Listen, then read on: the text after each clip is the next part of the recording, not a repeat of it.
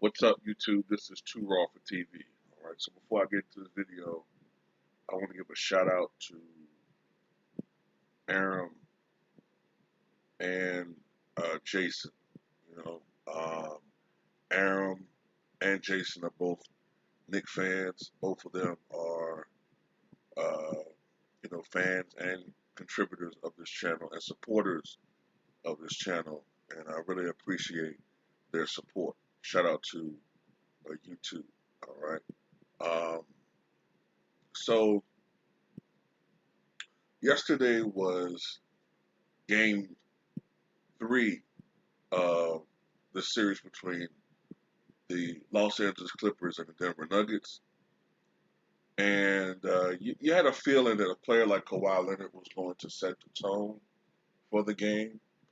And the Clippers themselves wanted to set the tone for the game. They had a double-digit lead very early in the game. I remember watching the overtime, the double overtime game between the Celtics and the Raptors, and I was looking at the score, of the Clippers and the Nuggets game, and I was shocked to see it was like 20-7 in the first quarter. Like, okay, yeah, the Clippers mean business tonight. Not shocked, but I wasn't expecting it to be a double-digit lead already in the first quarter, and they maintained that lead for most of the night. Not that the Clippers were necessarily, in fuego.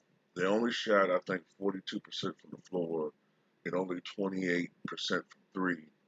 Um, but their defense and, uh, you know, being aggressive, uh, both defensively and offensively, was enough. Plus the presence of Kawhi Leonard, who had a near triple double with 30 points, 11 rebounds, and I believe 9 assists. So he nearly had a triple double. Remember a couple of years ago, guys, when you heard this argument from people like Nick Wright and Colin Cowherd and Chris Broussard that, you know, Kawhi is a selfish player and he's like a black hole. He gets the ball and it stays with him. He doesn't make teammates around him better. Interesting that in the playoffs, right? Right now, Kawhi is averaging better than 29 points, almost 9 rebounds, almost 6 assists, and over 2 steals a game, right? Those numbers sound eerily similar, except for the rebounds. Mike's was more around 6 to 7 in his prime. But those numbers sound eerily similar to Jordan, right? Remember, Jordan has been, this is revisionist history when Jordan was just this scorer who dunked the basketball. And I remember clearly Mike was one of the most complete players in the NBA. And Kawhi has become a complete basketball player. This is a guy that was primarily known for just being a defensive player. And he's also shooting 52% from the floor. Now, this isn't a guy that just primarily goes to the hole like LeBron. This isn't a guy that takes 2/3 of his shots and points from inside the paint or at the foul line. Kawhi's a guy that has the mid range, the outside shot. I'm sorry, but honestly, he's a better basketball player than LeBron James. He's a better 3-point shooter. He's a far better, actually, he's a far better 3-point shooter. He's a far better mid-range shooter. You know what I'm saying? He's not as athletic as LeBron was, but to me, he's a better player. You know what I'm saying? Considering how he plays the game. And I think Kawhi could do what LeBron does if he was a selfish player, but that's not in his nature. And I know that's cutting into a lot of LeBron. I'm going to get some thumbs down for saying that. But it is what it is, you know what I'm saying? And Jamal Murray had another tough night. This ain't Utah. You know what I'm saying? This isn't, and no disrespect meant here, but this isn't the backcourt of Donovan Mitchell and Michael Conley You know what I'm saying? Two shortish guards. You know what I'm saying? You can shoot over. You know, you got some guys who can play defense now. And, you know, you might not see these back-to-back 50-point games against the Los Angeles Clippers. Jokic had a fine game, I guess, uh, overall. But he didn't get much help. And the Clippers controlled this game for the most part. You know what I'm saying? I think Montrezl Harrell had a big game too. I can't remember his numbers, but I think he had a pretty big game too. I'm pretty sure he had a double double. Um, but that's the thing, man. When you have a guy like Kawhi Leonard, he elevates the overall team. You know what I'm saying? This Clippers team without him would be a really good team, but not a championship team. He elevates them to being a championship team. The same thing when he was with the Raptors last year. Without him, they are pretenders. And shout out to Ticket TV, man. He did a video earlier today talking about how, you know, people still be, you know, shitting on Kawhi, talking about, you know, how the Raptors were 17-5 without him last year. And, you know, just trying to, you know, they do everything they can to try to elevate LeBron by shitting on others. You know what I'm saying? It's like, look, first of all, while it is true that the Raptors were 17-5 without him and 41-19 with him,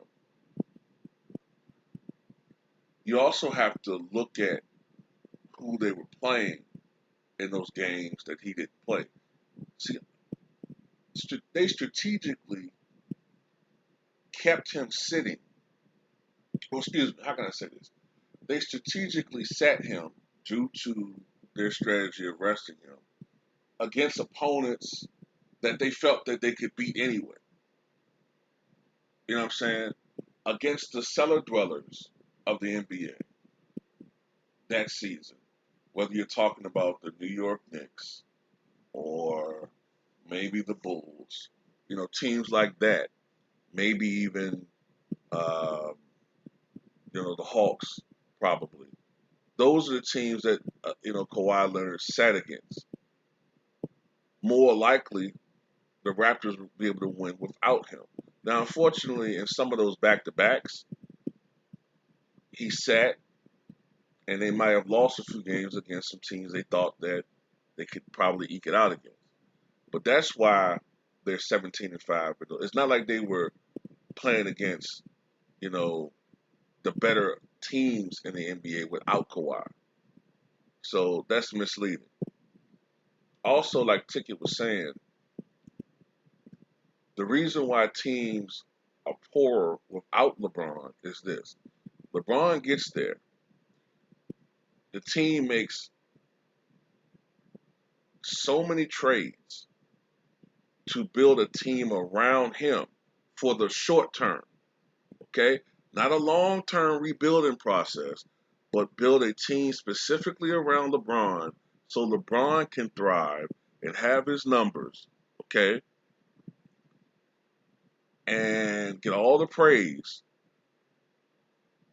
And then once he leaves that team, once that, you know, that team runs its course, whether it's 2 seasons, 3 seasons, 4 seasons, whatever it is, then he leaves. Then all those guys that are still there, all of these role players and whatnot, maybe you know, one of the two other superstar leaves as well. Then of course that team is going to go from a championship team to a team that is not really in contention anymore. What do you expect? Meanwhile, Kawhi will just go to a team that already has talent. And if he leaves, that team is still pretty much intact, just not him. So they're still a good team. They're just not a championship team. Now, granted, when you have a guy like Pat Riley, a genius of basketball, both coaching and as an executive. You know what I'm saying? He was able to rebuild something there in Miami, but it took him a while. That's the difference. Case in point, when Michael Jordan left via retirement in '93, there was still a good Bulls team there. You still had a great coach and Phil Jackson and the assistants, Johnny Bach and Jim Clemens and Tex Winter. You know what I'm saying? He still had that great coaching core. He still had, even though I don't particularly care for him, he still had a great executive in Jerry Krause. You still had Scottie Pippen who was in his prime. Then you had all of these core Bull players come in that were part of, the championship Bulls years. The Luke Longley, Tony Kukoc finally came over, Steve Kerr, later on Ron Harper, Randy Brown, Bill Winnington. So they weren't a championship team without Michael, but they were still a good team. They were a team good enough to make it to the second round. But they struggled when they lost Horace Grant. Then Mike comes back. When Mike came back, they were on the verge of not even making it to the playoffs. Mike at least pushed that team, even though he was extremely out of shape basketball wise, he pushed that team to the second round against the eventual Eastern Conference champion. But when he got his shit together and they got a good replacement of Horace Grant, and Dennis Rodman, they became champions. But when Mike retired in '98 and everybody left, which is kind of what happens a lot of times when LeBron leaves, the team went from champions to chumps, from 62 wins to only 15 wins. That's the difference between one guy leaving and the whole team being blown the fuck up. But a lot of people don't distinguish the difference because all they do is listen to ESPN and believe all the shit that's shoveled down their throats collectively every fucking day. But anyway, the Clippers have a commanding 3-1 lead. This series is over, and can the Clippers, not the Clippers, can the Lakers make short work of Houston? Well, this game is going to be very important. You know what I'm saying? If LA wins tonight, the series is over. If Houston wins tonight, Houston has a chance. You know what I'm saying? And that's pretty much how things are right now. So, tell me what you guys think.